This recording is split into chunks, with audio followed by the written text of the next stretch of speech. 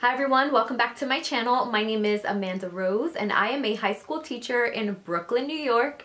Thank you so much for watching this video, for joining me, and I'm really excited about this topic. I'm pretty much excited about every topic, but I have been wanting to talk to you all about how I create cohesive lesson plans.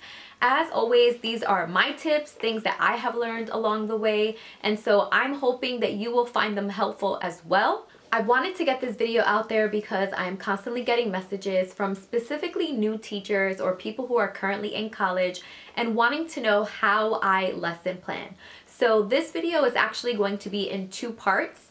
The first part will be how I create a cohesive lesson plan. The second part will be the step-by-step and breaking down what I do for a lesson plan. So for today, we will get into the cohesive part, and if you haven't already, please make sure that you like this video, that you subscribe to my channel, and that you also turn on the notification bell so that you can be notified every single time I post a video. So let's get into it. 5 tips to create a cohesive lesson plan.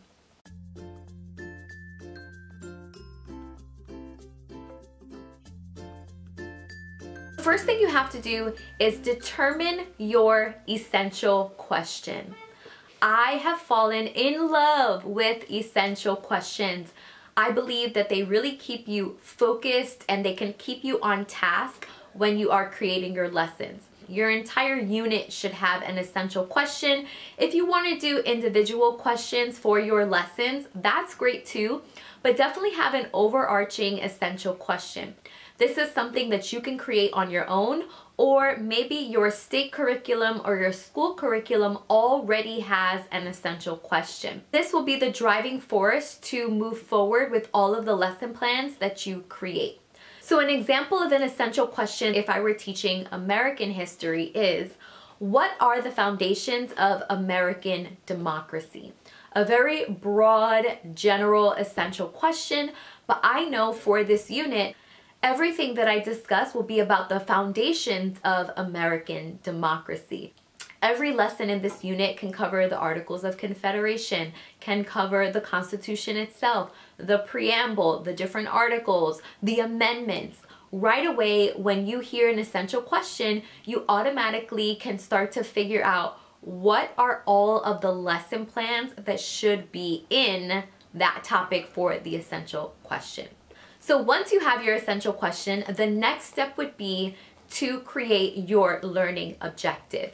Again, your school or your state curriculum may already have a learning objective, but I personally like to look at the learning objective that the school or the state is requiring and then also create my own. Something that allows me to be a little bit more focused, because I do believe that the state and school learning objectives can be quite broad as well. And so here's an example of a learning objective that I created for our essential question. Students will be able to identify key values in the Constitution by analyzing the first 10 amendments.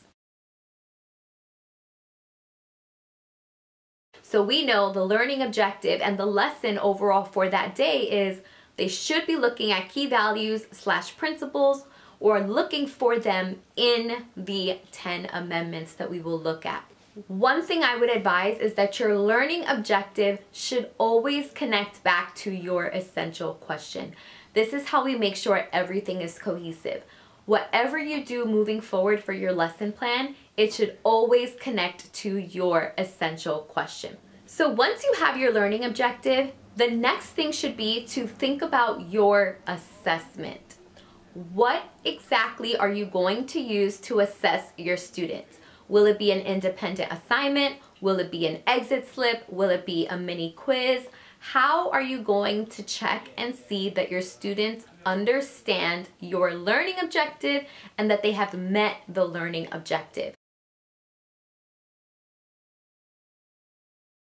Now your assessment again can come in a variety of ways, but once you create your assessment, you guessed it, make sure that it connects to your learning objective, because if it connects to your learning objective, you know that it will connect to your essential question. So hopefully you're already noticing that every single thing moving down the essential question is all connected. Once you've figured out your assessment, my favorite part, you can figure out your students' learning activity.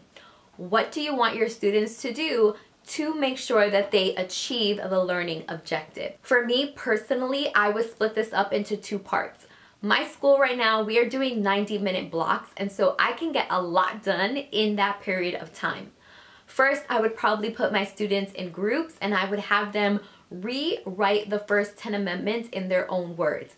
Keep in mind, I have seniors, and so this may be a lot easier for older children versus younger. If they are already younger, maybe you want to already give them like a bullet pointed version of the 10 amendments, but because my students are older, I can put them in groups of 3 and have them reword each of the amendments. This will allow them to wrestle with this primary document and be able to really internalize and become familiar with what each amendment is saying. That would be part 1. Part 2, I would then create different scenarios where students would have to identify which amendment is being represented and also what right is being represented in this amendment. So not just going down the list and saying Amendment 2 or Amendment 4 or Amendment 6, but being able to say Amendment 6, the right to counsel, right? Amendment 2, the right to bear arms. And so them being able to identify those values in the activity or in some type of graphic organizer. The key is that students are either working together or independently to meet the learning objective. I personally like to do more difficult tasks with the students in groups, and then once we have gone over and talked about the difficult tasks, then I like to allow them to work independently. So just to review so far, essential question, learning objective. Make sure the learning objective is connected to your essential question. Then I think about the assessment. How do I want to make sure my students know the content? I personally love using exit slips, possibly 2 to 3 questions. After you've created your assessment, make sure it connects to your learning objective. The next step is to think about your student activity. What exactly do you want your students to do, and is it connected to the learning objective? If it's connected to the learning objective, it's connected to the essential question. The last thing I would advise is do the activity yourself. Like literally do the activity yourself. Sit there and read through whatever you're giving your students, answer the questions. The best way to know if your students are meeting the learning objective is if you do the assignment and figure it out. Take a step back and ask, what did I just learn? What will my students learn? What will my students be missing? What type of supports did I need or do I think my students will need during this time?